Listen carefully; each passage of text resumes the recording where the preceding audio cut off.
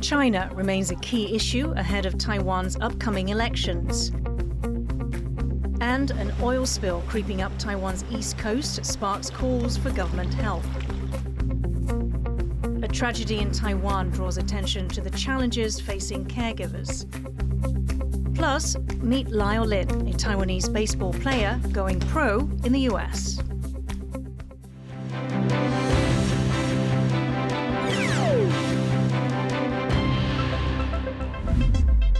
A warm welcome to TaiwanPlus News. I'm Yin Khvat. Taiwan's relationship with China will play a key role in January's presidential election. Rick Glowett reports on how each candidate views ties with Beijing. The presidential candidate for Taiwan's main opposition, the Kuomintang or the KMT, is on the back foot. A group linked to his party is being investigated for organising trips to China sponsored by Beijing, which could fall foul of Taiwan's election interference laws. 司法要勿忘勿重，把事情理清楚。但是，民进党，请不要对我做不正当的连结，这是一个操控。 With just 30 days until Taiwan heads to the polls, trips like these are rocking local politics. The government sees them as attempts by Beijing, which claims Taiwan as part of its territory, to influence the elections. Others defend them as just neighbourly exchanges. The China issue is at the heart of Taiwan politics. It's often said that there's no such thing as right-wing and left-wing here. Instead, the difference between the two major political parties is defined by how they view the relationship with neighbouring China. The ruling Democratic Progressive Party says Taiwan is its own country and has initiated military upgrades and a boost in defence spending in its attempts to stand up to Beijing. But the opposition Kuomintang says Taiwan and China are both Chinese and favours a closer relationship with Beijing. This question of Taiwanese versus Chinese identity splits society and generations. 台湾也是中国的一部分。清朝、明朝的时候，这台湾都在。我觉得，即便是国民党上，也不会马上就变成统一的状况。我不太相信这件事情，但当然很多资讯一直在跟我们讲说可能会这样子。But this split is changing. There is certainly a generational shift. The older generation was a lot more likely to be for unification, and the younger generation a lot less likely. The younger people tend to have a separate, almost distinct Taiwanese national identity, as opposed to a more Chinese national identity. This shift in national identity is now playing out in the polls. Presidential candidate for the ruling Democratic Progressive Party is the frontrunner for the next president. And the Kuomintang, with its association with Taiwan's belligerent neighbour, is struggling to win over young voters who may decide this election. Dolphin Chen and Rick Glowett for TaiwanPlus.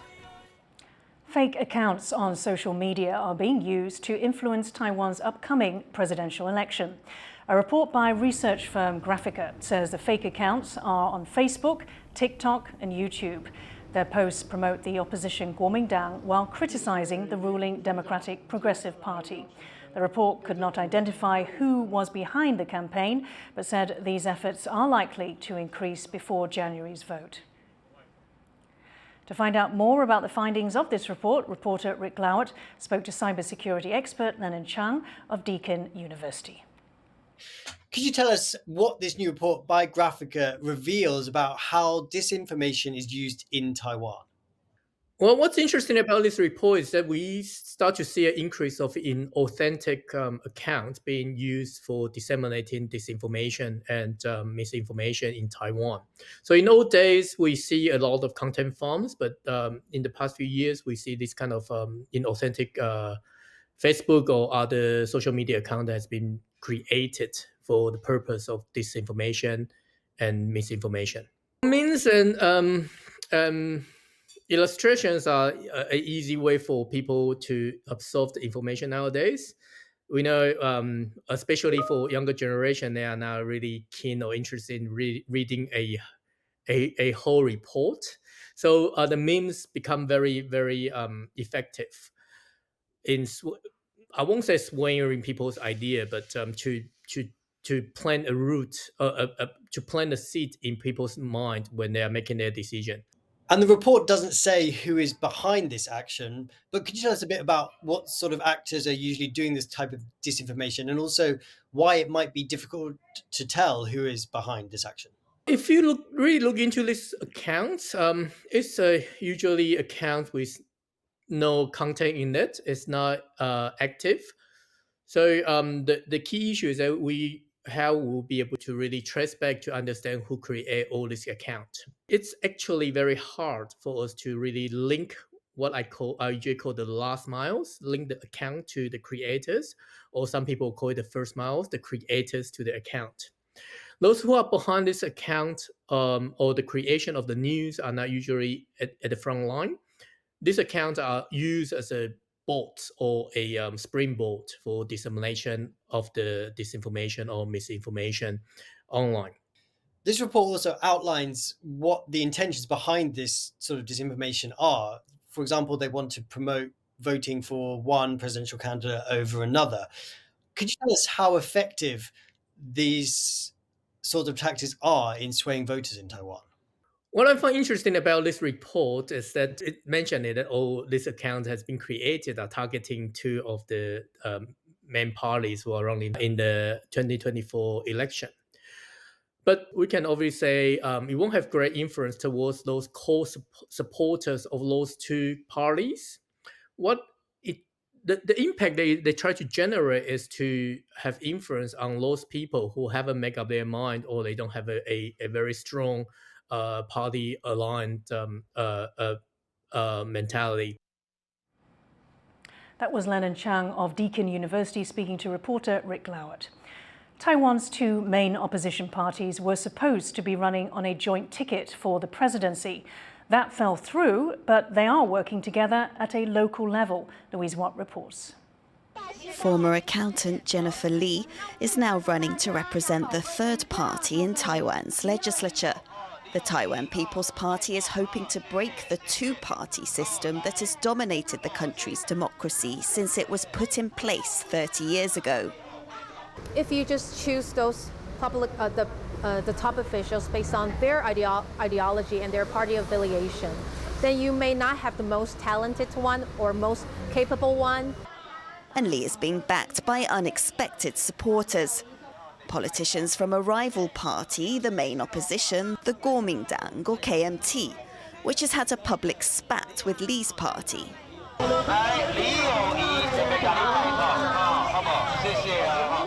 Lee's Taiwan People's Party and the KMT had aspired for a joint presidential ticket, but they failed to reach an agreement on which candidate should be first on the ballot.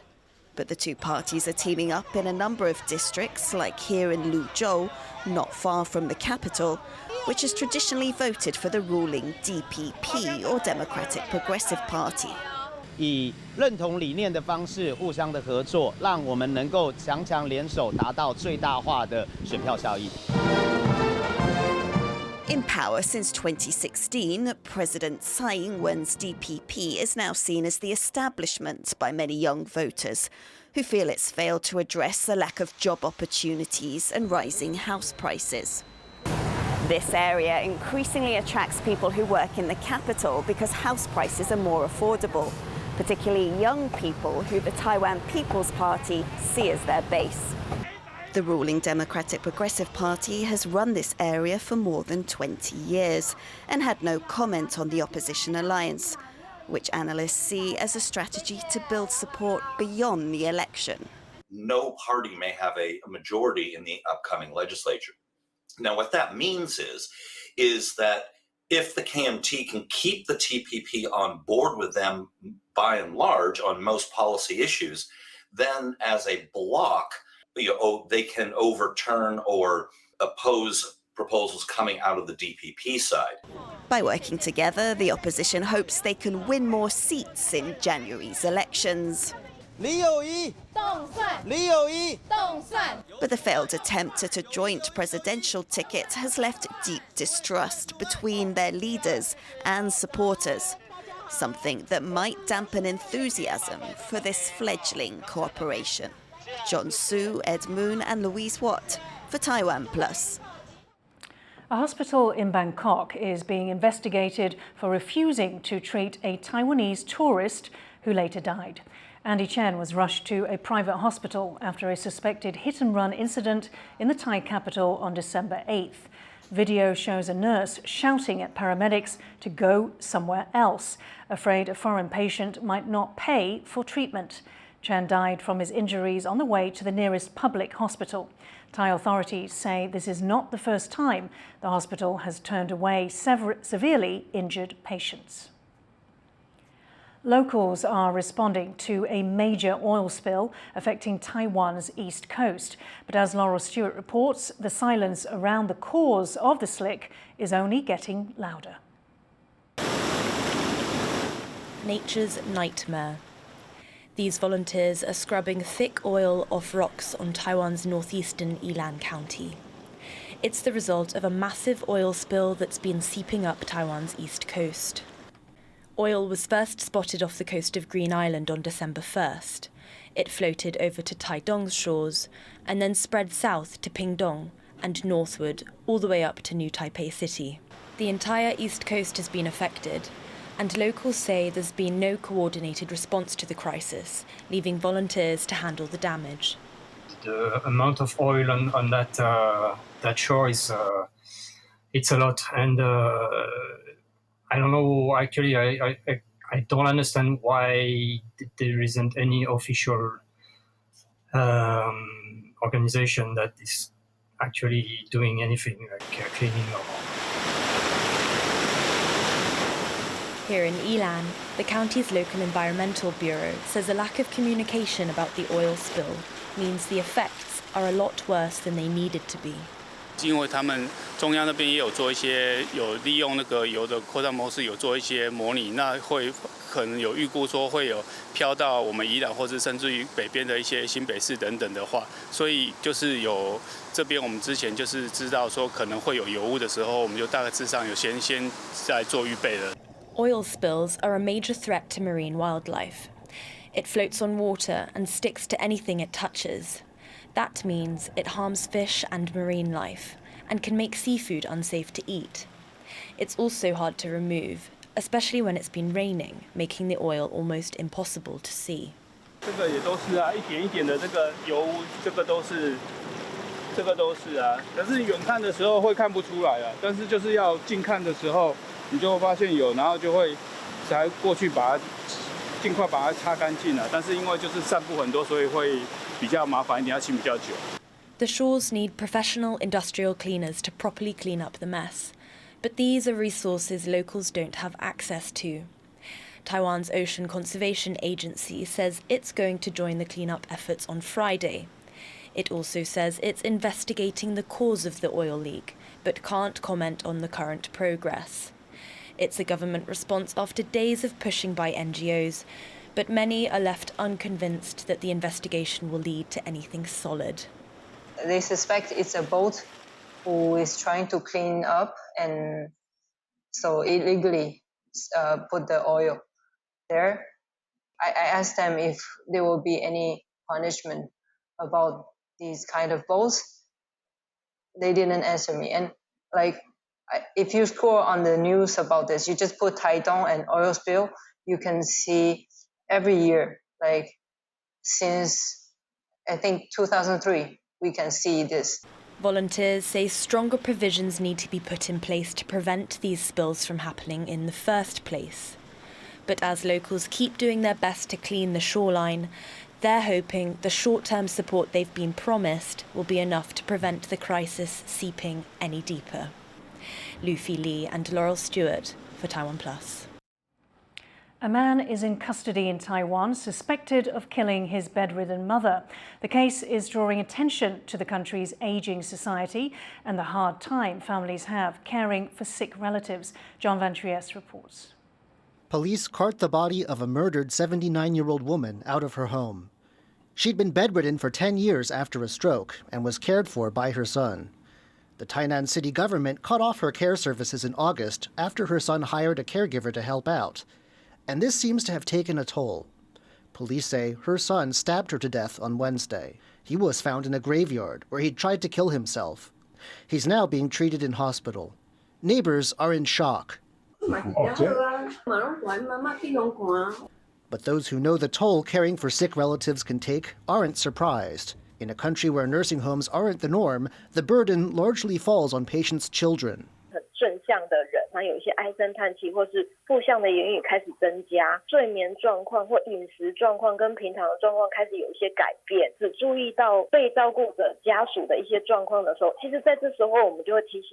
Even with a caregiver, things can be tough. This is especially true in the common situation where the caregiver is a newly arrived migrant worker, still learning the job and the language. 他其实需要跟原来的居家服务员要有衔接的时候，然后这个交接才有办法顺利。所以我觉得台南的这一个案子，外籍看护来了，但是他还需要重新的学习，才有办法接手。这个都会让家庭照顾者形成额外的负担。The rapid aging of Taiwan's population means that access to care services, already a pressing issue, is becoming urgent. The Health Ministry projects the number of people needing long-term care will hit 770,000 by 2026. That's a 38% jump from 2017. Meeting this need is a political issue, and in the final weeks before Taiwan's next election, it's getting more attention. The DPP's Lai Qingde wants to hire large numbers of caregivers and open new care homes. He wants companies to offer flexible hours for relatives who provide care themselves. The KMT's Ho Yo-yi wants long-term care insurance and more money for people with dementia. And TPP candidate Ko Wen-je wants a long-term care premium added to Taiwan's national health insurance. His plans include paying family members who provide care. And he'd stop the government from cutting off services to people with private caregivers, something that might have prevented Wednesday's murder. For hundreds of thousands across Taiwan, it will be critical that these pledges are kept and that the benefits reach ordinary people. Otherwise, this won't be the last family tragedy Taiwan will see. Joseph Wu and John Van Trieste for TaiwanPlus. Coming up, a legal fight in Japan draws attention to sexual harassment in the country's armed forces.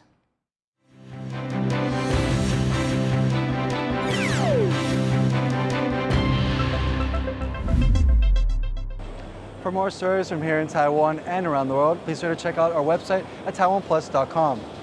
Good shot. In the face of adversity, the power of truth.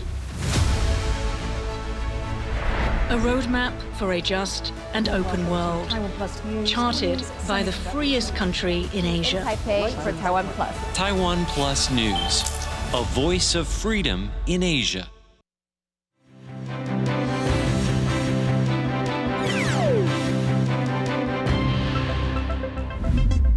Welcome back. You're watching Taiwan Plus News. A Taipei district judge has been charged with sexual harassment. Tai Ming-hong is accused of groping two female colleagues. One says she was attacked over a decade ago. The other says she was attacked last year. Tai has been suspended, but he says he did nothing wrong. In Japan, a former soldier's legal fight against sexual assault has attracted the world's attention and spurred change in a traditionally male-dominated society. Jeremy Olivier has more. Relieved. That's how former soldier Gonoi Rina says she feels after a Japanese court ruled in her favor, finding 3 of her fellow soldiers guilty of sexually assaulting her. It's a landmark case for the country's military. For assaulting her in 2021, the accused were dishonorably discharged, but Gonoi went a step further and took the case to Japan's court system. She says her victory was hard-won, but worth it. 世の中に本件を告発してから約2年間自分の人生をかけて戦ってきました。この被害の経験は必要ありませんでしたが、この戦いに無駄なことは一つもありませんでした。 The decision comes after Japan passed legislation in June on sexual assault. The new rules say that survivors don't need to prove they resisted their attackers. These developments reflect broader social change in Japan, a traditionally male-dominated culture. But experts say it could take a while before that shift reaches all of Japanese society. Sexual harassment cases in Japan are often not recognized as such, particularly, even by the victims, let alone by the aggressors, because I think many organizations, many workplaces have a wider culture of power inequalities or power harassment. Ganoi's case also set off a major investigation by Japan's defense ministry. It found around 1,400 cases of sexual harassment or bullying of both women and men in the military. Most went unreported, and some were even covered up. Ganoi says she was fighting for more than personal justice. 私は変わると思って戦ってますし、やっぱまだまだ声を上げれない人、日本の方がたくさんいるので、その人たちがハラスメントは犯罪なんだっていうのをしっかり前例を残すことによって声を上げやすい世の中、戦いやすい世の中になっていくんじゃないかなとは思ってますね。And that fight is still not over. Ganoi and other survivors still face many hurdles. But the national conversation her case has started is a sign that the tide in Japan is turning, and old taboos are finally being broken. Yisun Chen and Jeremy Olivier for TaiwanPlus. Small island nations are criticizing the final deal signed at the COP28 climate summit. The text promises for the first time to transition away from fossil fuels. We have come to the conclusion that the course correction that is needed has not been secured. We have made an incremental advancement over business as usual when what we really needed is an exponential step change in our actions and support. The alliance represents 39 island countries and is accusing world leaders of signing the deal before their delegates arrived. Island nations are among the first to feel the effects of climate change. Some experts predict that countries like Tuvalu and the Maldives could be uninhabitable by the year 2100. Tesla is launching the largest vehicle recall in the company's history. 2 million cars, almost all Tesla vehicles sold in the US, need their autopilot systems upgraded. The updated software will improve driver warnings and alerts. It comes after the top US transportation safety regulator spotted problems with Tesla's self-driving system. Taiwan and the US share a common national sport, baseball. Many players in Taiwan dream of playing the sport professionally overseas. Leslie Liao followed one who moved to the US at the age of 15 and worked his way into the pro baseball system there. 26-year-old Lyle Lin knew from a young age that he wanted to play baseball professionally. He was inspired by Taiwanese baseball greats like Major League pitcher Chen Ming-wang. So growing up, definitely watching Chen Ming-wang for the Yankees, in the early morning before the school. At just 15 years old, Lyle moved to the United States by himself to pursue his dream, a decision his family was unsure about. First, they were like, what are you thinking? But, thankfully my sister was there at the same time, so she was able to take care of me. Lyle first went to high school in California, where he lived with a host family.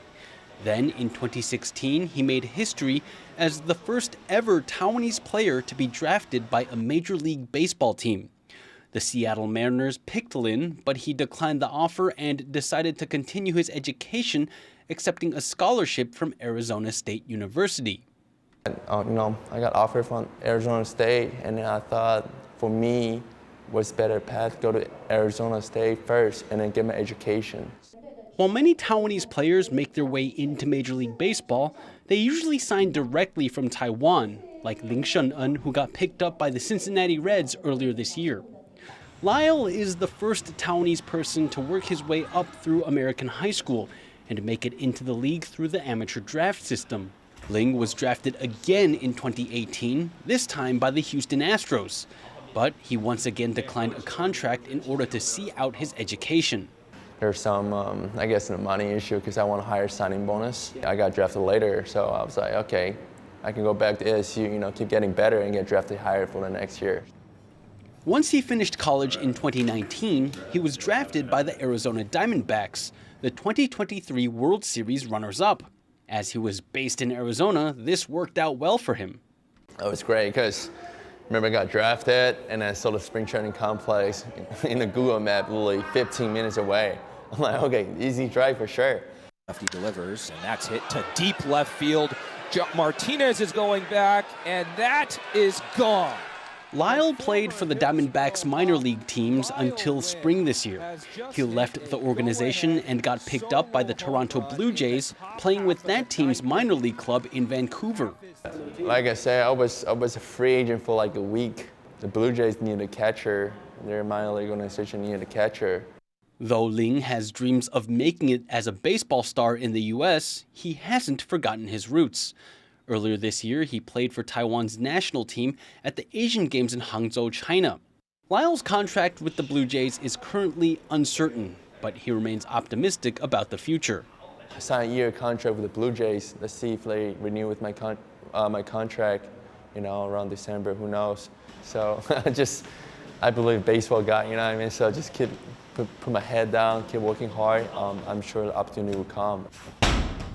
Ling knew since he was little that baseball was his destiny. He worked hard to get to where he is, and he set a few milestones along the way.